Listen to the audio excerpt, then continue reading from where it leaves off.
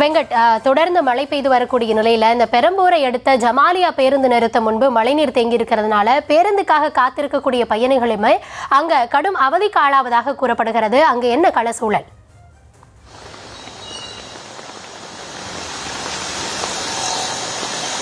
சென்னையில் தொடர்ச்சியாக பெய்து வரக்கூடிய கனமழை காரணமாக பெரம்பூர் பகுதி அதிகமாக மழைநீர் தேங்கி இருப்பதை நம்மளால் களத்தில் தொடர்ச்சியாக பார்க்க முடிகிறது.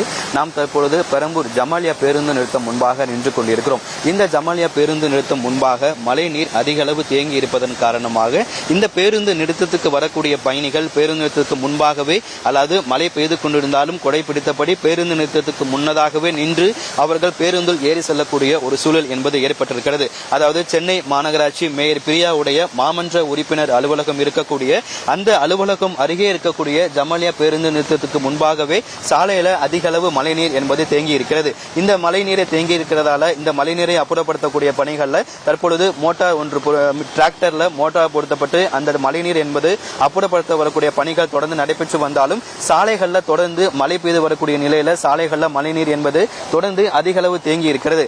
இதனால இந்த பேருந்து நிறுத்தம் முன்பாக மழைநீர் தேங்கி இருப்பதன் காரணமாக பேருந்துக்கு செல்பவர்கள் கடுமையான சிரமத்தை சந்தித்திருக்கிறார்கள்.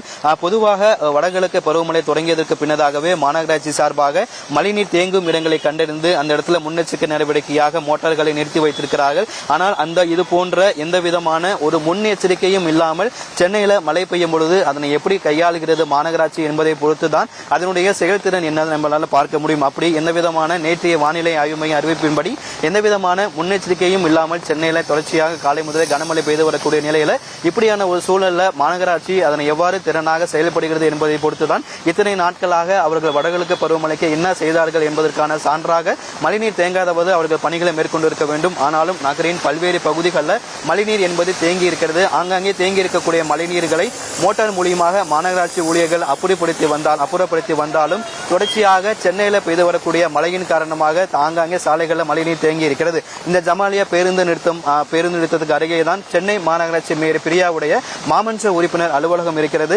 இந்த மாமன்ற உறுப்பினர் அலுவலகம் முன்பாகவே இருக்கக்கூடிய பேருந்து நிறுத்தத்திலே மழைநீர் அதிக அளவு தேங்கி இருக்கும் பொழுது நகரின் மாநகராட்சியின் மற்ற பகுதிகளில் தேங்கி இருக்கக்கூடிய மழைநீரை அவர்கள் எந்த அளவு வேகமாக அப்புறப்படுத்துவார்கள் என்கின்ற ஒரு கேள்வியும் எழுந்திருக்கிறது. பேருந்து நிறுத்தத்துக்கு வரக்கூடிய பயணிகளின் கருத்து நலனின் கொண்டு இந்த சாலைகளில் ஏன்னா நடைபாதைக்கு அளவுக்கு மழைநீர் தண்ணீர் இந்த இடத்துல வந்திருக்கிறது. அதனால பேருந்து நிறுத்தம் முன்பாக தேங்கி இருக்கக்கூடிய மழைநீரை மேலும் கூடுதலாக மோட்டார் பம்புகளை வைத்து அதனை உடனடியாக அப்புறப்படுத்த வேண்டும் என்பதுதான் பயணிகளுடைய கோரிக்கையாக இருக்கிறது.